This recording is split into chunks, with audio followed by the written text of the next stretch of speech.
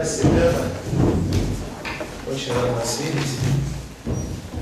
Честно скажу, я не знал о существовании вашего сообщества, и то, что существует, ваше сообщество, это совершенно замечательно. Когда? При основателе. И в прошлом году. Ну, тогда я скажу иначе. Я рад, что ваше сообщество не развалилось, потому что жизнь сейчас такая, что ничего долго не бывает. Как-то все разбегаются, и все расходятся, и так, маловато здравого смысла. А что я рассказывал тогда, когда вот был в те разы, в тот раз? По большей части мы с вами говорили о Навальном. Вам задали вопрос. О Навальном? А тогда разве был Навальный? Были. Ну, с точки зрения... И что, я вот это только о Навальном и говорил? Нет. Какое счастье. Просто вам задали сначала один вопрос, и вот он как раз был про Навального. Вы ему посвятили практически большую часть вашей речи. Я ли это был? Слушайте, ребята. Хорошо, о чем мы говорим сейчас? Вот предложите тему, за что мне зацепиться, и пойдем, а потом в зависимости от разговора, от поворота темы, как-то поговорим. Да? Можно в 100 раз поговорить о выборах. Я думал, вы скажете о Навальном. Ну, о выборах. Давайте начнем с выборов. А какое у вас ощущение? Сколько вам лет? Мне 16 лет. Ну вот, да, 16 лет. Ну вот что скажете? У меня никакого ощущения в выборах нет, потому что я не имею права голосовать. Но если чисто так представить, что мне 18, вряд ли я пошла голосовать и нести какое-то свое «я» в политику, это смешно звучит. Я бы, наверное, просто пришла, поставила галочку. Я даже не знаю, за какую партию. У них план какой-то одинаковый у всех. Угу. Никто не привлекает, Нет, да? Да. Ну, знаете, это, как ни странно, довольно точно сказано. Я журналист, собственно, и часто жизнь наша так устроена, что если... И страна наша так устроена, что если ты высказываешь свое мнение, отличное от Первого канала, там, телевидение, или отличное от, так сказать, того, телевизор, все любят телевизор, хотя сейчас уже нет, то ты оппозиционер. Никакой я не оппозиционер, я просто гражданин. И, конечно, вот, глядя на все это, ну, конечно, это отвратительно. Потому что так, чтобы, например, вы, вот взять вас, да, ну, вернее, ваши слова, когда просто стоишь и читаешь их там призывы, а все призывы, ну, вы знаете, мы часто шутим за все хорошее против всего плохого. Ну, вот такое, понимаете? И, конечно, это печально. У нас есть Конституция. И согласно этой Конституции мы должны выбрать власть. Что такое власть? Власть – это не наша власть, не власть над нами с вами. Власть, просто чтобы было понятно, это не лишне напомнить. Это такие люди, которым вы делегируете свое право, чтобы они организовывали вашу жизнь. Подчеркиваю, не управляли вами, а организовывали вашу жизнь. Понимаете? Вот американский президент, о нем вообще мало кто слышит. Ну, есть Обама, он там что-то делает и так далее. А у нас вот Путин да Медведев, Медведев да Путин, Путин да Медведев, Медведев да Путин.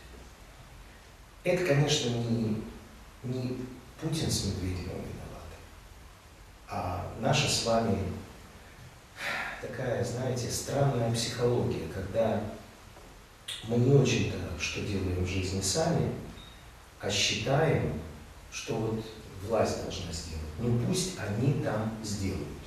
То есть у нас, ведь, понимаете, у нас происходит гигантский разрыв. Почему вот мне очень нравится вот то, что вы вот сегодня собрались? Потому что вот у нас есть там Путин, Медведев и правительство, а дальше пустота. Понимаете? То есть вот многочисленных каких-то общественных объединений, каких-то вот то, что называется горизонтальная организация общества, не вертикальная, а горизонтально. Этого у нас, к сожалению, нет, этого у нас мало. И поэтому я очень рад, конечно, у нас плохие очень, косые, кривые.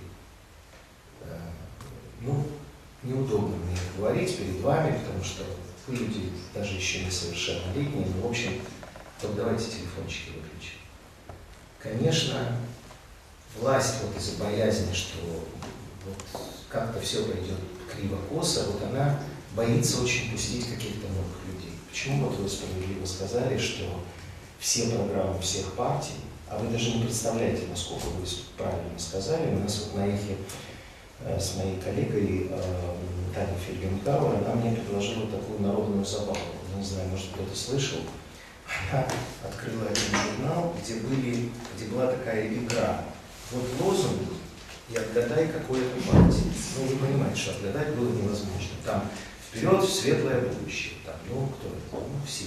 Понимаете, и там все народу, все для счастья, все народу. Ну, да, ну, единственное, я отгадал ЛДПР, там, за русских, ему стало понятно, это наш Вольфович жжет, понимаете? Поэтому плохие выборы, развращающие выборы. Я очень сожалею, что вы в возрасте 14-15 лет, ну там кому-то из вас больше, кому-то меньше, входите в жизнь с подобными выборами, потому что на вас это действует очень странным образом. Вы ведь рассуждаете как? Ну, значит, так можно. Понимаете? А потом будут президентские выборы, и мы уже с вами знаем, кто победит. И вы тогда сделаете второй вывод. Значит, и так можно. Значит, если так можно выбирать парламент, то вот так можно выбирать президента. А теперь посчитайте.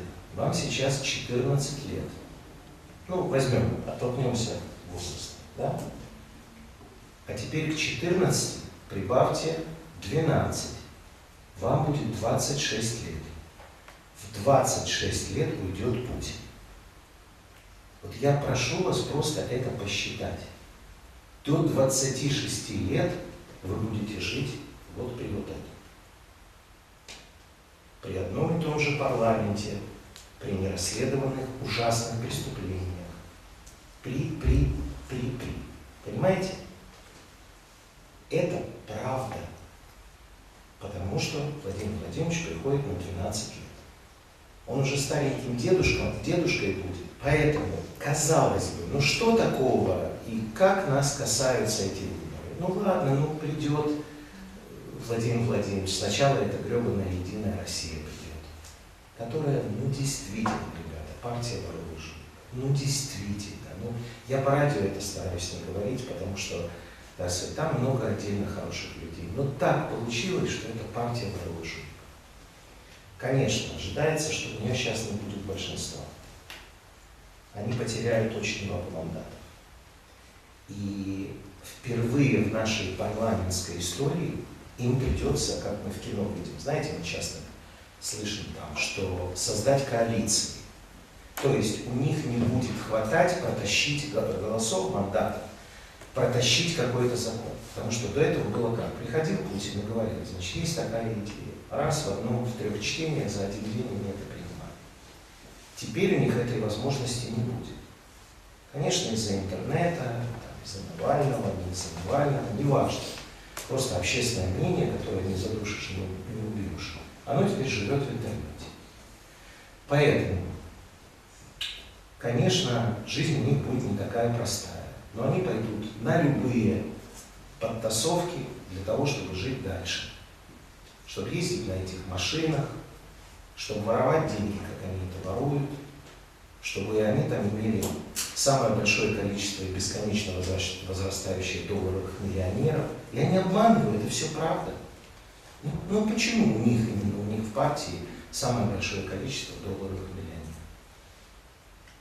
Не только они там возникли, туда еще эти миллионеры и пришли. А почему они, например, не идут в КПРФ, а идут именно туда?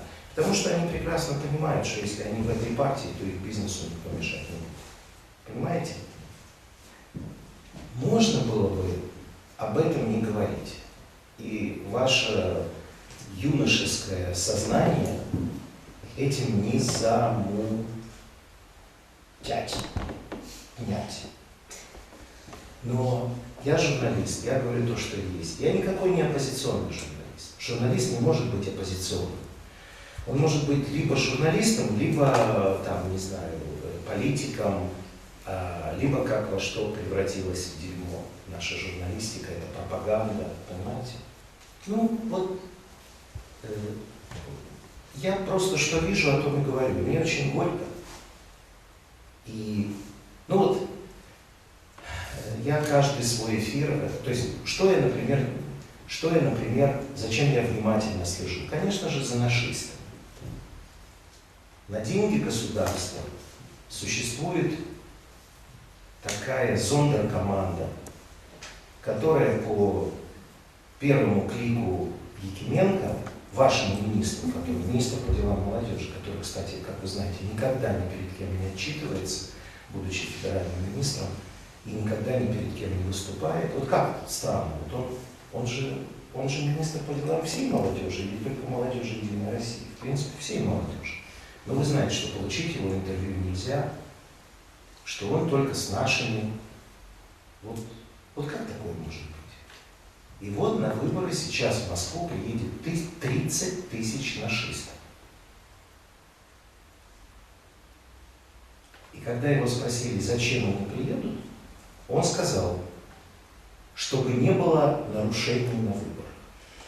Значит, на самом деле, какая комедия перед нами разыгрывается? Они будут одеты наши, они будут стоять перед каждым участком.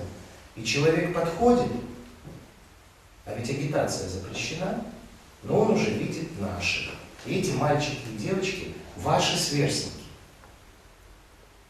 будут говорить: добро пожаловать, спасибо, что пришли, не забудьте проголосовать. Они даже не будут говорить правильно проголосовать.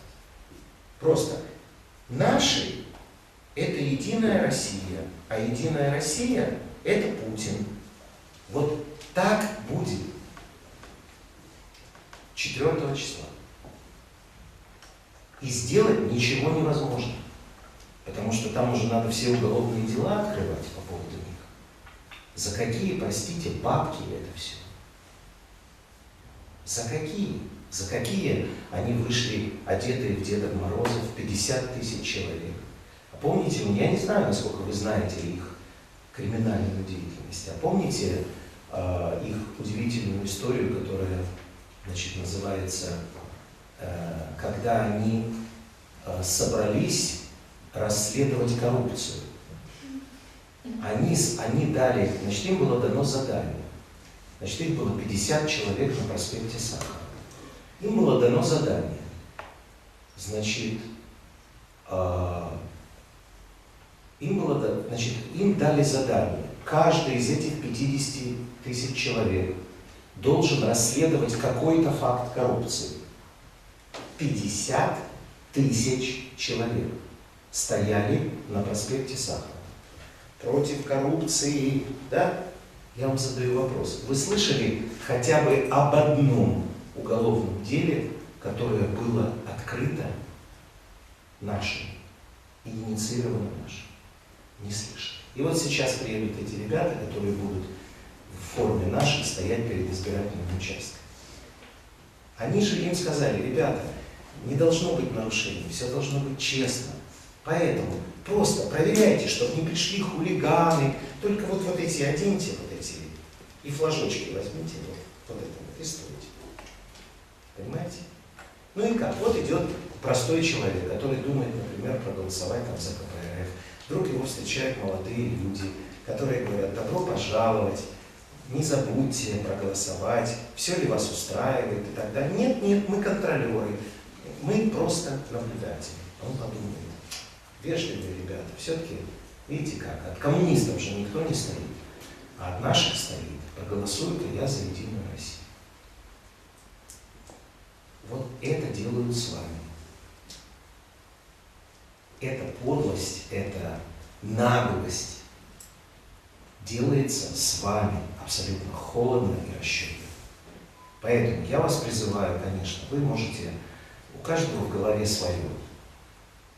Просто помните о том, то есть старайтесь, просто скажу так, заканчивая эту тему об этих выборах, старайтесь, чтобы вас не использовали. Умейте различать негодяев, которые подсовывают вам красивые лозунги, предложения, всякие и так далее, а на самом деле гады и подобные. И у них совершенно свои цели. Но дело в том, что в стране должна быть одна жизнь, не две жизни. Не может быть одна жизнь в реальном мире, а другая жизнь в интернете. Это плохо. Понимаете, Навальный, который сейчас действительно очень многое значит для всей страны, своим, так сказать, феноменальным языком, феноменальной деятельностью, абсолютным пониманием сути интернета, понимаете, он, если бы Навального не было, его надо было бы придумать, потому что каждый его пост интересно читать. На самом деле, власть, она же пытается его уничтожить. Вы знаете, всеми силами. Компромат какой-то на него придумывают. Говорят, что он проект Вашингтона. Ну, всякое делается. Вместо этого лучше бы его же легко уничтожить Навального. Просто власть должна устранить те вещи, о которых он пишет. Он пишет о преступлениях. Документы вешает, расследуйте эти преступления. Опережайте его. Вот он написал, сделайте. Он опубликовал, расследуйте. И не будет Навального. Но нет, не получается. Не расследуется. Не выясняется. А выясняется, где Навальный раньше был и торговал ли он водкой. Будьте ответственными гражданами, не давайте собой манипулировать. Вот это, заканчивая тему выборов, я хотел бы сказать. Вот ваша газета, тут там заголовок, там, слово за нами. Да? Вот слово за вами. Да. Здравствуйте, меня зовут Синя. Я, к сожалению, опять немножко про политику. Вот вы как считаете, освистали Путина действительно во время боя Емельяненко, во время поздравления? Или это... Да, спасибо. Ну, понимаете как, во-первых, за скобками я скажу так. То, что произошло, это очень плохо. И я очень сожалею. И я не испытываю по этому поводу никакого злорадства. То есть впору мне обрадоваться, что наконец Владимир Владимирович получил его сусала. И что они, как один мой приятель сказал, познакомились с местными. Понимаете? Что ребята с такими бычьими шеями освистали. Потому что вышел не там, не туда, сказал не то, а все хотели в туалет. А там что произошло на самом деле? Там произошла не в том смысле, что вот вышел Путин и стали ему свистеть. Путин, как всегда, оказался высшей точкой в идиотизме, который там произошел. Бой закончился, но он там был.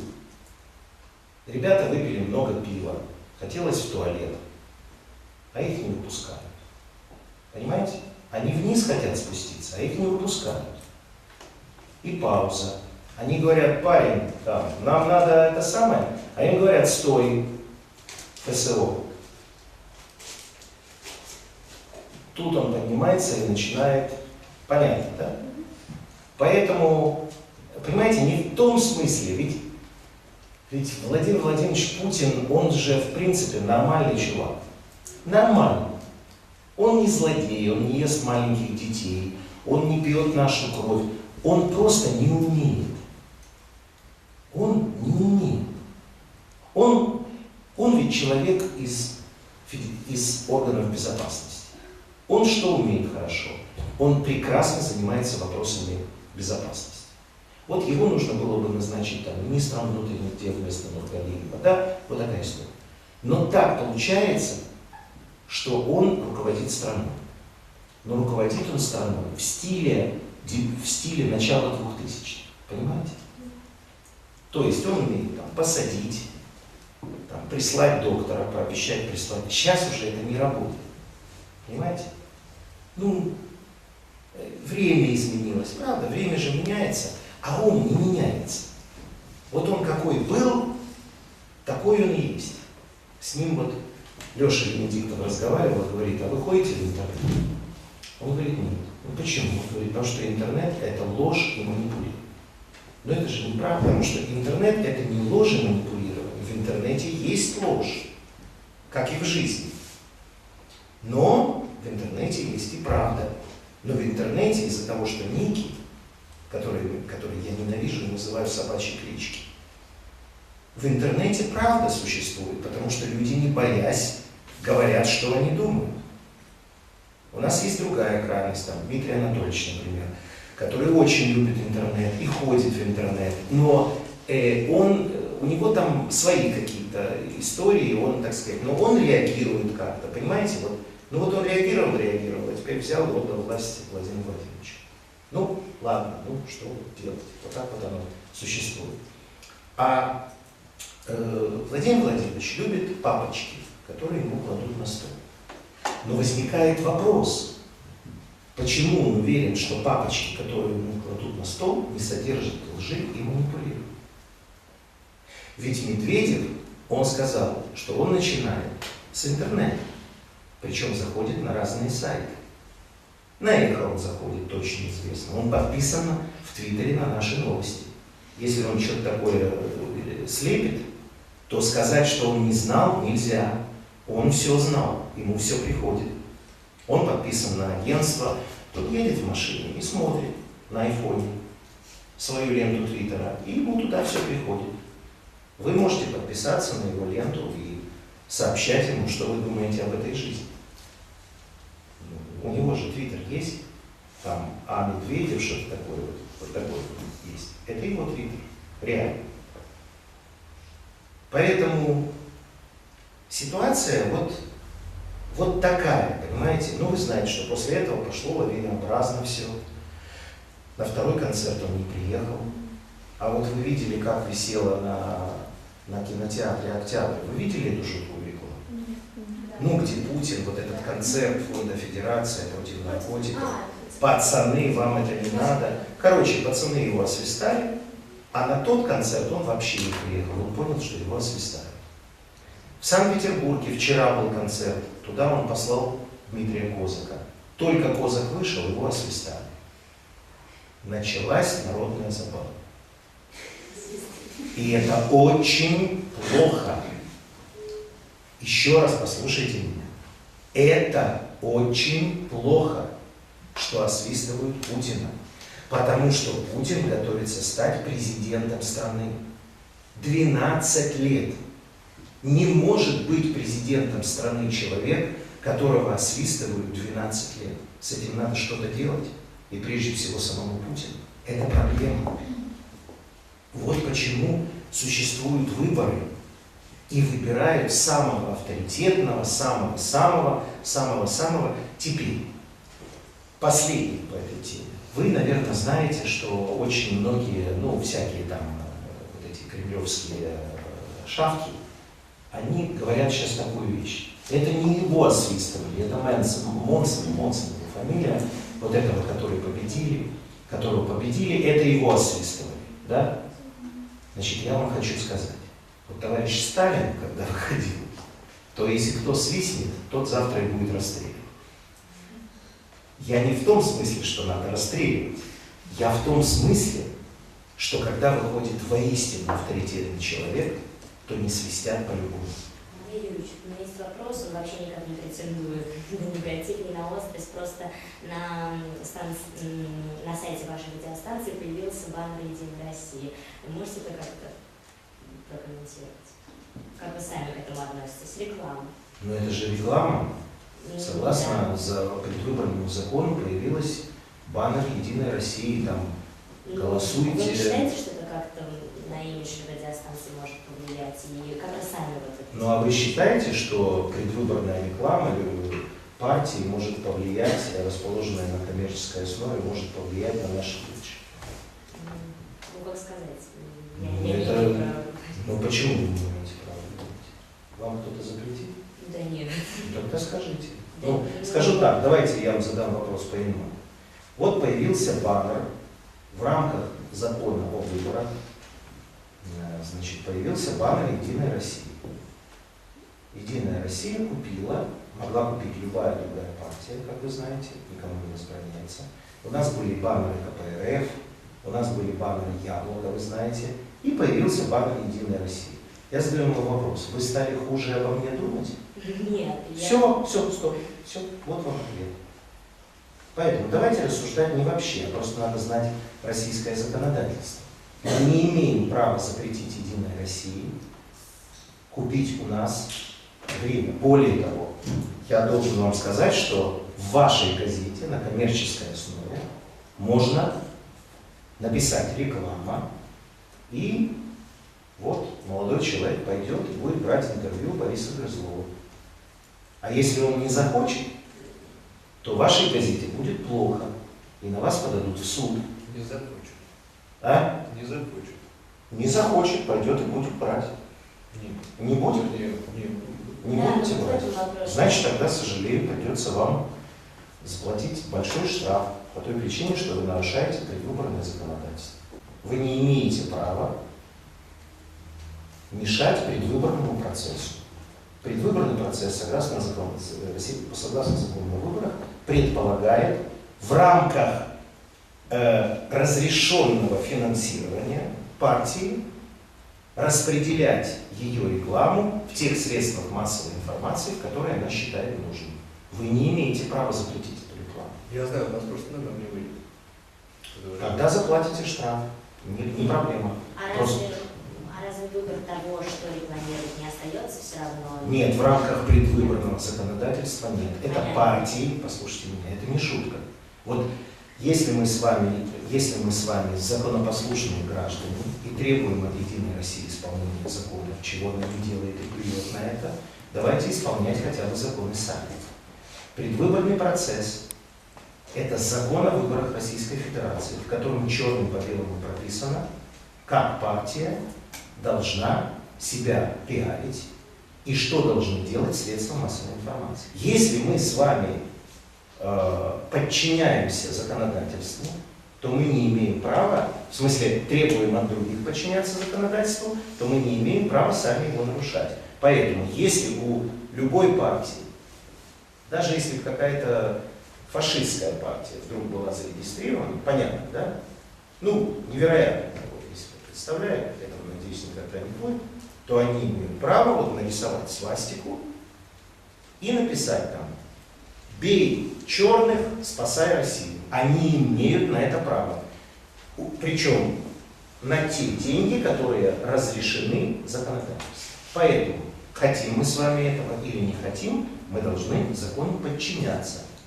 Еще раз повторяю, либо мы не журналисты, либо мы политики, либо мы средства массовой информации аффилировано с каким-то мировоззрением, с какой-то партией, с каким-то административным ресурсом. Поэтому вот мой вам ответ. Извините, он чуть более глубокий, но мы с вами, дело тут не в вам нравится, почему вы опубликовали, по закону о выборах Российской Федерации.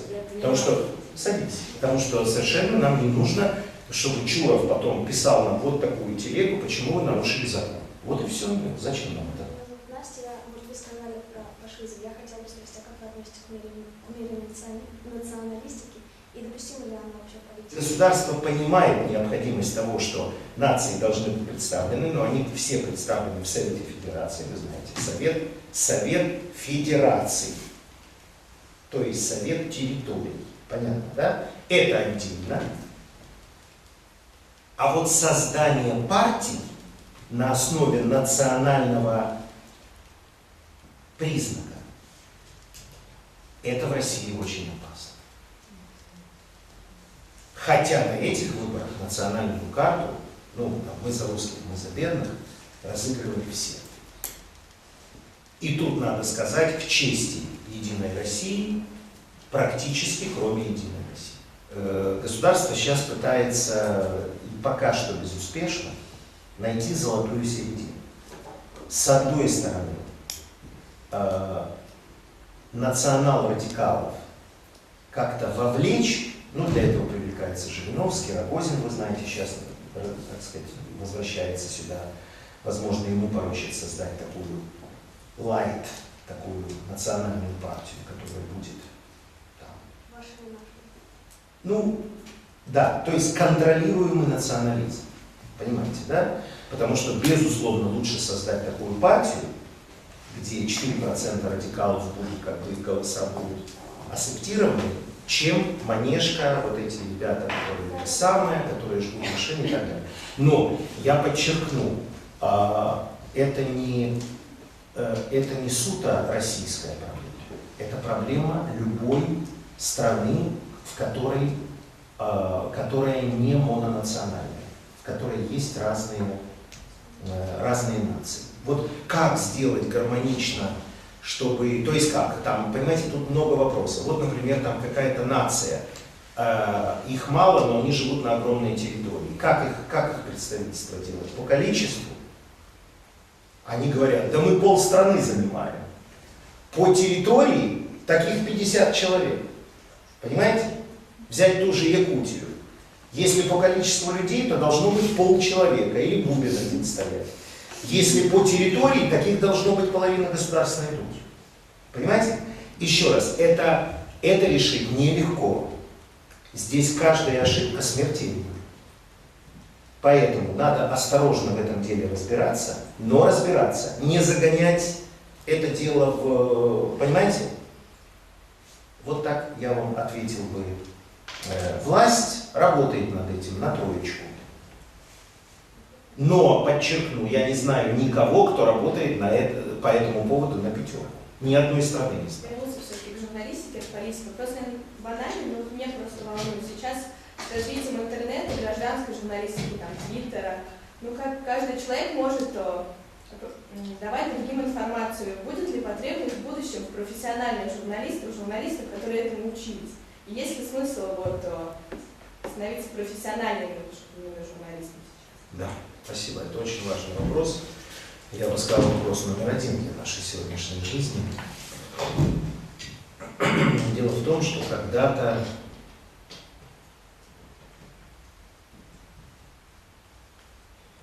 считалось, что радио уничтожит газеты, потом считалось, что телевидение уничтожит газеты и радио, потом считалось то. Я вам задаю вопрос. Вот вы сегодня сюда пришли на встречу со мной. Почему? Вам что, мало интернета? Мало. Потому что вы доверяете моему отбору, смею я предположить, моему отбору событий и моему подходу в трактовании событий, а не интернету, где есть любые трактования. Вот это главный залог того, что журналистика будет существовать всегда. Потому что будут совершенствоваться механизмы и материя журналистики. Как верно сказал наш с вами Владимир Владимирович Путин, интернет – это ложь и манипуляция. А вы хотите знать информацию, трактовку этой информации от тех людей, которым вы доверяете. Если вы сюда пришли, значит вы мне доверяете, как минимум. Вы меня гением не считаете, но доверяете мне. Вот почему журналистика будет всегда. Почему, еще раз, с точки зрения профессиональной. Это я сказал с точки зрения вашей реципиента, это называется. А теперь с точки зрения профессиональной. Что делает профессиональный журналист? Он открывает абсолютно все источники, но делает ту одну единственную вещь, которую делает только профессионал. Он правильно отбирает. Потому что, знаете, будем так говорить, если, так говорили, что в Советском Союзе власть принадлежит всем, там, земля всех, там, все, недра всех и так далее. Было такое, да? Но знаете, есть такой синоним. Если мы говорим, что что-то всех, то значит никого. Огромное море информации,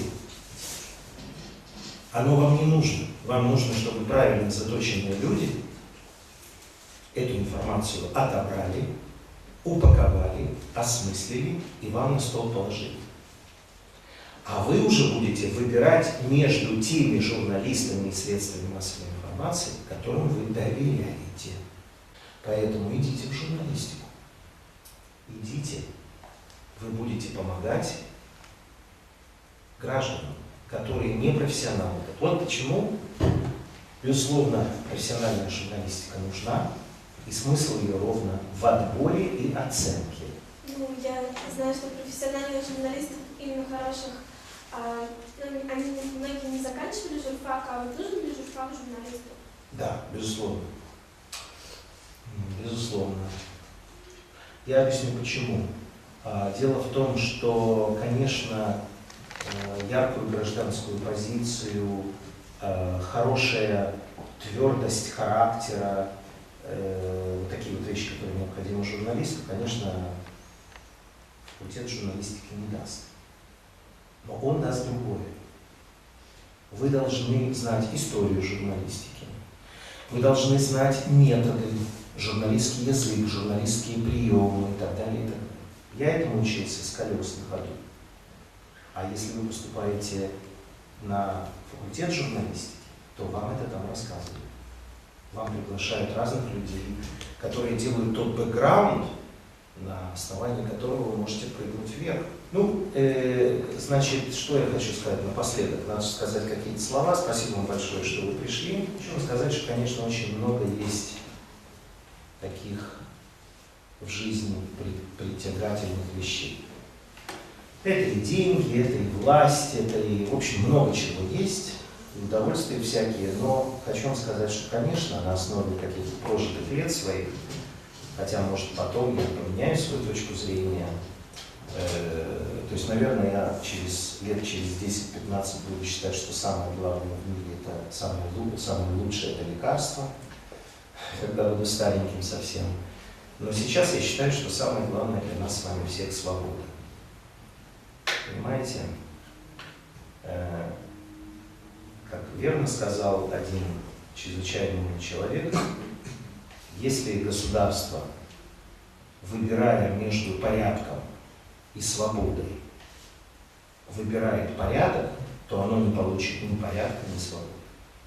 Это абсолютно ясная истина.